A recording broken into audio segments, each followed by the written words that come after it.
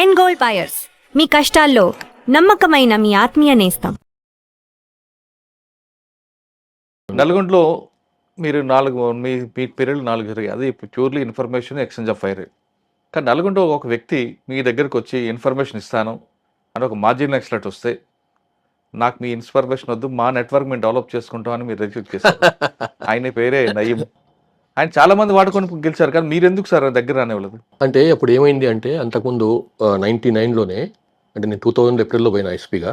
99లోనే నేను బెల్లంపల్లి అడిషనల్స్ ఉన్నప్పుడే ఒక బెల్లి లలిత అని చెప్పి ఆమెను అటు భువనగిరి ఏరియా అనుకుంటా, ఆలేరు భువనగిరి ఏరియా చంపేశాం. ఈ నయీం యొక్క పాత్ర కీలకం అందులో. ప్లస్ అది ఎంతవరకు పోయింది అంటే, అప్పుడు హోమ్ మినిస్టర్గా ఉన్నటువంటి మాదిరెడ్డి కూడా రుద్దారన్నమాట దాన్ని. నాకు ఏం సంబంధం లేదు, ఆయన చేశాడు, ఈయన ద్వారా చేయించాడు అని చెప్పి. అనవసరం కాదు, టోటల్లీ ఫాల్స్.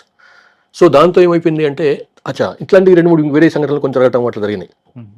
ఇట్లా సిఎల్సీ వాళ్ళను, ఏపీసీఎల్సీ వాళ్ళను ఈయన చంపడము, లేకపోతే ఈయన వాళ్ళపైన అటాక్ చేయడం. పురుషోత్తం వాళ్ళు నేను చెప్పినాను, ఇట్లాంటి వాళ్ళని మనం ఎంకరేజ్ చేయొద్దు.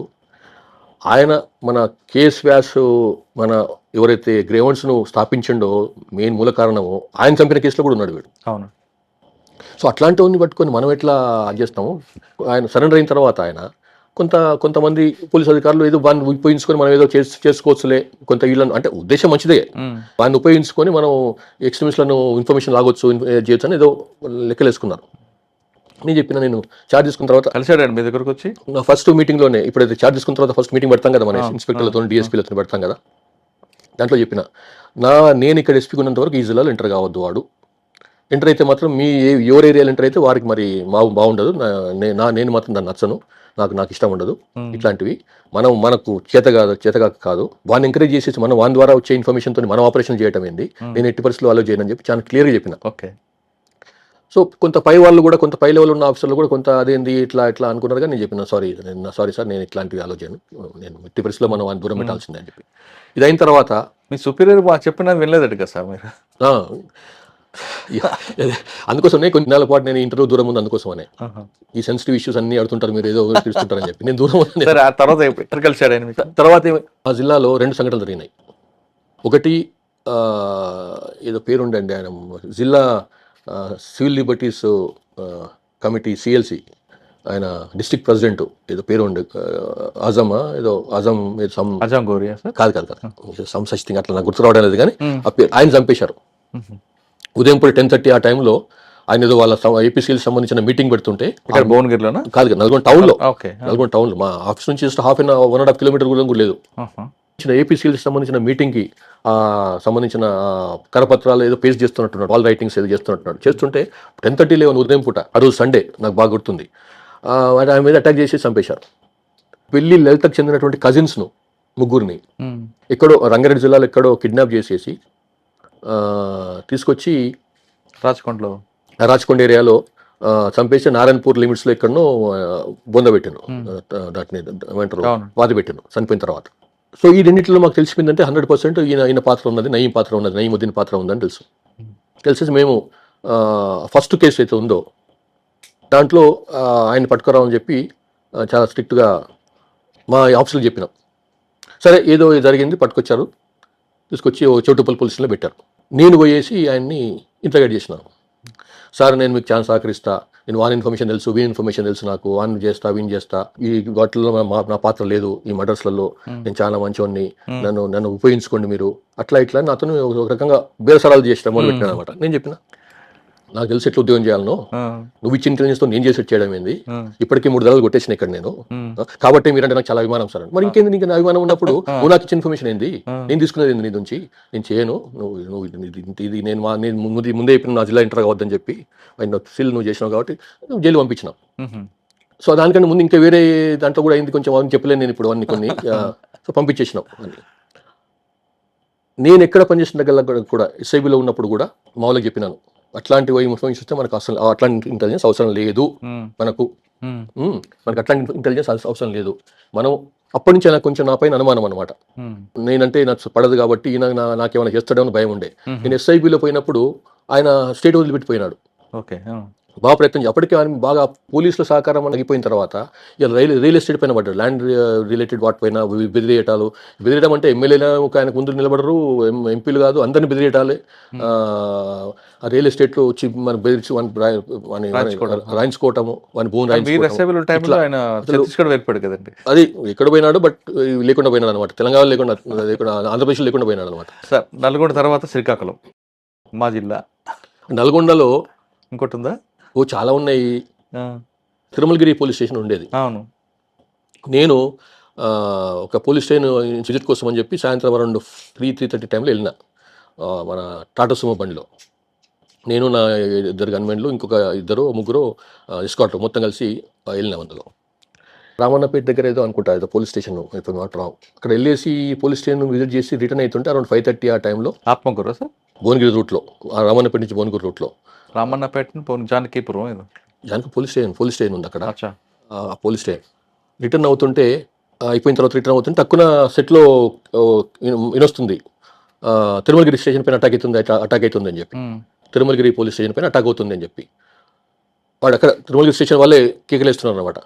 అరే ఇదేందని చెప్పి మళ్ళీ అయిపోయింది. ఇంకా కమ్యూనికేషన్ అయిపోయింది. తిరుమలగిరి పోలీస్ స్టేషన్ మళ్ళీ మాట్లాడినా కానీ రెస్పాన్స్ లేదు. రిపీటర్ ద్వారా మాట్లాడినా కానీ రెస్పాన్స్ లేదు. మా ఆఫీస్ నుంచి మాట్లాడినా కానీ రెస్పాన్స్ లేదు.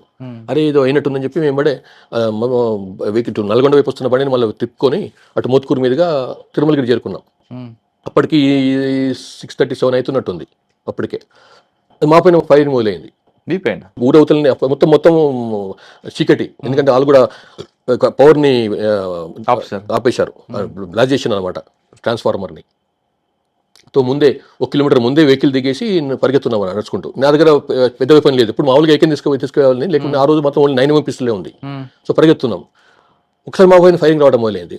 గ్రెనేడ్లు ఇచ్చేస్తున్నారు. అరే ఇదేందని చెప్పి వెంబడే చెట్టు కవర్ తీసుకొని, రోడ్డు పక్కనే ఇది కవర్ తీసుకొని పెద్ద పెద్ద కేకలేయడం మొదలుపెట్టినాం మేము.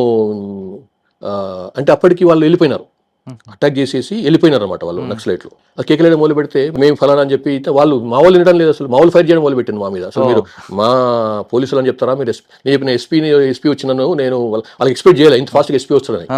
అది హార్డ్లీ నేను ఊరి నుంచి నల్గొండ నుంచి రాలే కదా, నల్గొండ నుంచి రాకుండా ఇటు పక్కన మొదల నుంచి వచ్చినా కాబట్టి వాళ్ళు మీరు మా ఎస్పీ పేరు తీసుకుంటారా అని చెప్పి ఇంకా ఫైర్ చేయడం మొదలు పెట్టారు మన వాళ్ళే. ఇప్పుడు మళ్ళీ పరిగెత్తుకొని ఆయనకి ఎదురుగున్న ఇంకా ఇల్లు ఎక్కేసేసి వాళ్ళు చెప్పి ఇట్లా ఎస్పీ గారు ఎవరు, ఆ గన్మెన్ పేరు, ఆ నెంబర్ ఇవన్నీ చెప్తే అప్పుడు వాళ్ళ వాళ్ళు శాంతించారు అన్నమాట. తర్వాత పోయి చూస్తే 2 కానిస్టేబుల్ శ్రీరామరెడ్డి అని సెంట్రీ కానిస్టేబుల్ చనిపోయి ఉన్నాడు. లోపల బడే సాహెబ్ అనుకుంటా, బడే సాహెబ్ అని చెప్పి హెడ్ కానిస్టేబుల్, ఆయన సెట్ కానిస్టేబుల్, ఆయన కేకలేసింది ఫస్ట్ అటాక్ అవుతుంది మా మీద అని. తర్వాత నెక్స్ట్ రౌండ్ ఆయన మీద పడ్డది, వాడు పడిపోయింది. ఇంకా దాంతో కమ్యూనికేషన్ లేకుండా పోయింది. 4 నక్సలైట్ తరఫు నుంచి ఇంకోటి చనిపోయినారు, ఒక లేడీ ఆ మెయిన్ రోడ్ మీద పడి ఉంది ఆ బాడీ. ఇది ఏం జరిగింది అంటే సుమారు ఆ టైంలో 5 ఆ టైంలో. ఇది యాక్చువల్గా తిరుమలగిరి ఏరియాలో పోలీస్ స్టేషన్లో ఎక్స్ట్రీమిస్ట్ ఎఫెక్టెడ్ కాదు. ఆ బెల్ట్ అంతా కూడా అటు తిరుమలగిరి కానీ మోత్కూరు కానీ ఆ బెల్ట్ ఎఫెక్టెడ్ కాదు. సూర్యాపేట కిందకి వస్తుంది, సూర్యాపేట సబ్ డివిజన్లో వస్తుంది. కానీ 3-4 కిలోమీటర్స్ పోయిన తర్వాత అక్కడ నుంచి వరంగల్ బార్డర్ స్టార్ట్ అవుతుంది, కొడకండ్ల అని చెప్పి. తర్వాత జనగామ సబ్ డివిజన్ స్టార్ట్ అవుతుంది అనమాట. అది హైలీ ఎఫెక్టెడ్. సో అంతకుముందు 1 మంత్ ముందే నేను ఏప్రిల్లో జాయిన్ అయినాను, ఇది ఆగస్ట్లో అయింది, జస్ట్ 3.5 months తర్వాత. జూలైలో నేను ఆ పోలీస్ స్టేషన్ విజిట్ చేసినప్పుడే అర్థమైంది, ఓ నాయన ఇట్లా ఉంది పోలీస్ స్టేషన్, ఏంది ఇది చాలా వల్నరబుల్గా ఉంది పోలీస్ స్టేషన్ అని చెప్పి. నేను నా విజిటింగ్ నోట్స్ కూడా రాసిన, ఈ పోలీస్ స్టేషన్ పైన అటాక్ అయ్యే అవకాశం ఉంది, పక్కనే 3-4 కిలోమీటర్స్లోనే వరంగల్ ఉంది, అక్కడ చాలా వెరీ యాక్టివ్గా దళాలు తిరుగుతుంటాయి, ప్లస్ ప్లటూన్ కూడా ఉంది అక్కడ, ప్లటూన్ కూడా తిరుగుతుంటుంది అక్కడ, కాబట్టి ఎంబడే మనం షిఫ్ట్ చేయాలి పోలీస్ స్టేషన్ అని చెప్పి రాస్తూ.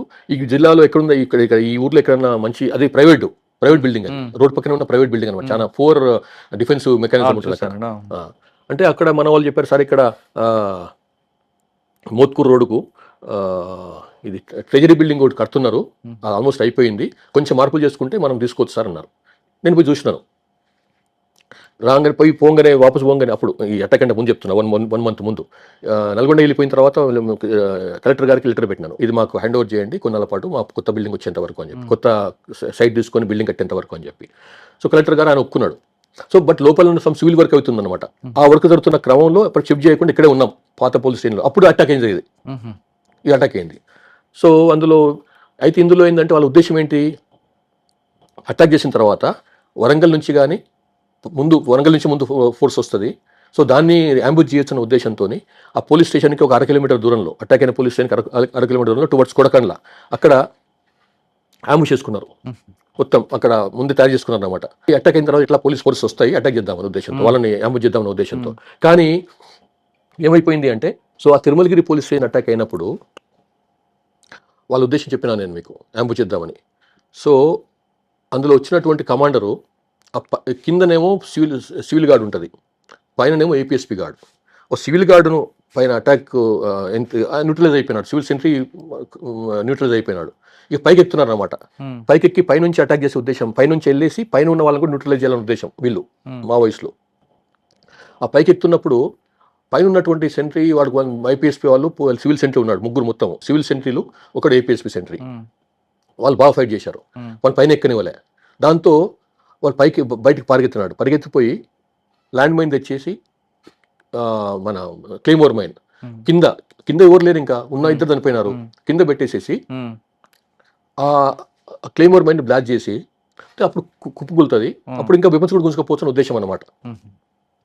అయ్యి క్లెయిమోర్ మైన్ పెట్టి పైకి వైర్ గుంజారు, బయటికి రోడ్ పైకి పెట్టేసి అక్కడి నుంచి ఆపరేట్ చేద్దామని ఉద్దేశం అనమాట. పక్కనున్న సెంట్రీ, సివిల్ సెంట్రీ సమ్ ఏదో నాయక్ ఉంది పేరు, వాడిని ఫైరింగ్ మొదలుపెట్టాడు. ఫైరింగ్ మొదలుపెడితే ఒక బుల్లెట్ ఎవరైతే ఆ లేడీ మావోయిస్టు ఎక్స్ట్రీమిస్టు దాన్ని సెట్ చేస్తుందో ఇక్కడ పడ్డది దెబ్బ ఆమెకి సరిగ్గా. ఈ ఏమంటారు బుర్కుటి అంటారు కదా, దీన్ని నొసలు, ఆమె పడిపోయింది, న్యూట్రలైజ్ అయిపోయింది. దాంతో ఏంటంటే వాళ్ళ ప్లాన్ విఫలం అయిపోయింది అనమాట. దాంతో వాళ్ళు ఇంకా అంబుష్ కూడా విత్డ్రా చేసుకొని వెళ్ళిపోయినారు. వాస్తవంగా వచ్చింది కూరగాయల బండి అడ్డం పెట్టుకుని లోపలికి వచ్చి, అవునవును, పైన సెంట్రీ ఉంటారని ఉంది, వాళ్ళకి తెలియదు, ఉంది ఉద్దేశం ఉంది. కానీ అంత పెద్ద కిందోడు న్యూట్రలైజ్ అయిపోతే పెద్ద ఉందిలే అనుకున్నారు వాళ్ళు. కానీ మన వాళ్ళు ఏం చేశారంటే ఫైరింగ్ చేయడం కాకుండా గ్రేనేడ్లు కూడా లాబీ చేయడం మొదలు పెట్టారు. గ్రేనేడ్లు బాగా ఎఫెక్ట్ అయింది, గ్రేనేడ్ ఎఫెక్ట్ బాగా ఉంది. అందులో బయటపడ్డ తర్వాత ఆయన ఇంటర్వ్యూలో చెప్తాడు, ఎస్పీ గారిని తొందరగా వస్తాం కూడా ఊహించలేదు మీరు అని చెప్తారు. అవునా? Yeah sir. నలుగురు తర్వాత ఏమైంది, మళ్ళీ ఇదే సేమ్ సమస్య, మళ్ళీ సెట్ లేదు. హైదరాబాద్కు ఇందులో ఇన్ఫర్మేషన్ పాస్ అని చేయాలి. ఎట్లా ఫోన్లో ఇప్పుడు జమానా కాదు అది, అంటే సెల్ ఫోన్లు ఉన్నాయి కానీ ఇంకా ఓన్లీ టౌన్ల వరకే పరిమితం, అది ఇంకా రూరల్ ఏరియాకి పెనిట్రేట్ కాలేదు సెల్ ఫోన్స్. సో సెట్లో మాట్లాడాలంటే అది మళ్ళీ నల్గొండకు మాట్లాడి అక్కడ రిపీటర్తో నల్గొండ మాట్లాడితే నల్గొండ వాళ్ళు హైదరాబాద్ చెప్తారు ఇవన్నీ. అప్పుడు ఓఎస్డి ప్రభాకర్ ఆయన లేడు, ఆయన హైదరాబాద్లో వెళ్ళినట్టున్నాడు ఏదో only additional SP Shivananda Reddy ఉండేవాడు. సో ఆయనతో మాట్లాడి అయ్యా ఇట్లా మేమంతా, అంటే ఇంకోటి ఏంటంటే ఎస్పీ గారు వెళ్ళారు, ఫైరింగ్ అవుతుంది, ఎస్పీ గారు వెళ్ళారు, ఫైరింగ్ అవుతుంది, బాగా వెళ్ళిపోయింది. ఫైరింగ్ అయితే వాస్తవమే, కానీ మనం క్షేమంగానే ఉన్నాం అన్నమాట. సో అది చెప్పాలి ముందు, మేము క్షేమంగా ఉన్నాం, ఇద్దరు చనిపోయినారు, వాళ్ళు కూడా చనిపోయినారు అని చెప్పడం, పాస్ ఆన్ చేయడం. ప్లస్ మన ఒక 4-5 వెపన్లు పోయినాయి, ప్లస్ రేడియో తీసుకుపోయినారు వాళ్ళు, మన పోలీస్ రికవర్ అయింది కదండి. తర్వాత అయింది, బట్ అప్పుడు. సో అది ఇట్లాంటివి కొన్ని చాలా ఎక్స్పీరియన్స్ ఉన్నాయి, కొన్ని మీకు మాసరకు చెప్తున్నా, కొన్ని నాన్ సెన్సిటివ్. నల్గొండ నుండి మా ఊరు వచ్చారు, శ్రీకాకుళం. ఏముంది సార్ అక్కడ? అప్పుడు నల్గొండ నుండి యాక్చువల్గా నాది ఈస్ట్ గోదావరి కోసం పెట్టారు ప్రపోజల్, కానీ చంద్రబాబు నాయుడు గారు శ్రీకాకుళం పంపించారట కదా, మీకు వెళ్తామని అడిగి మరి పంపారు? అట్లేం వెళ్తామని అడగలేదు, కానీ ఏమైంది అంటే అప్పుడు అక్కడ శ్రీకాకుళంలో ఒక ల్యాండ్ మైన్ బ్లాస్ట్ అయింది. అంతకుముందే పూర్ణచంద్రరావు గారు ఎస్పీ గారు బాగా బాగా యాక్టివిటీ చేశాడు, మంచి బ్రహ్మాండంగా కంట్రోల్ చేశాడు అక్కడ మావోయిజాన్ని, నక్సలైట్లని.